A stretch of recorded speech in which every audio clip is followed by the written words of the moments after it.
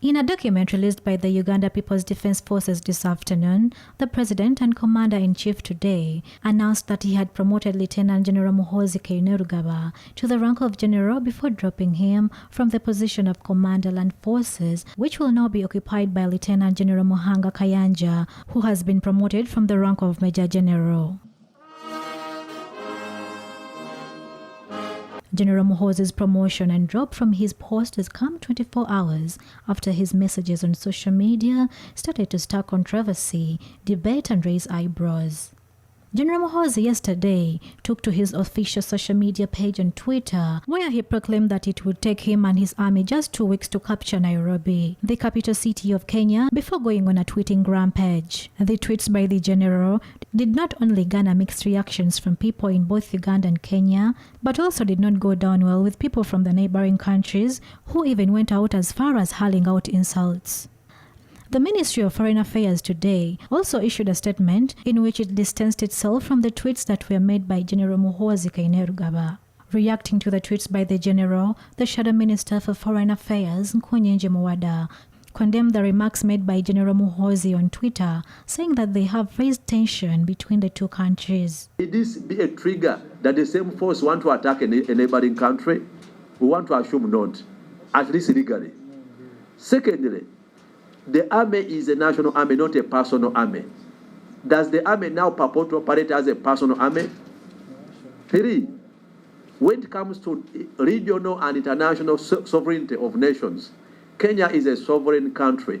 Any tweet allegedly attacking and posing a threat to the integrity and sovereignty of a country called Kenya is an act of war, is an act of aggression. We disassociate ourselves as opposition from such reckless statements, unfounded statements, idle statements, drunkard statements, and irrelevant statements. They cannot be attributable to a national army called the Uganda People's Defence Forces. Muwada also revealed that General Muhoozi has no powers to declare any attack to any country without consultation from the Parliament. That the Constitution of the Republic of Uganda provides for the Uganda People's Defence Forces, the UPDF. And under the Constitution, there is established a law, the Uganda People's Defence Forces Act. In oral translation and meaning, the UPDF is a national army belonging to the Republic of Uganda and squarely to the people of Uganda. It is not a force that should be owned by a single individual, whether that individual being a soldier or being part of the defense forces, an officer, or being a commander whatsoever. It is the army and a national army for the Republic of Uganda. Whereas in the past we have seen the same force being... In an engagement with journalists this morning at the Uganda Journalists Association offices, UPDF spokesperson Brigadier General Felix Kulaije reiterated that it is only the Commander-in-Chief and the Parliament that can declare a war against any state.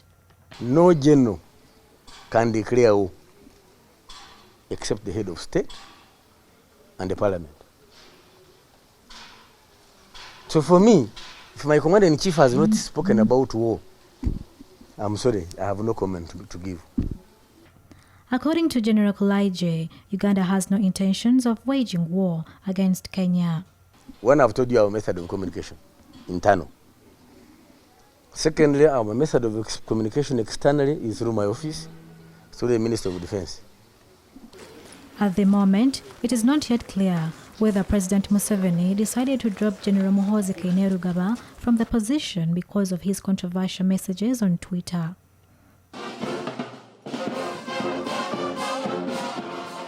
Chris Semakula and Sharon Twebaze, CTV PM Edition.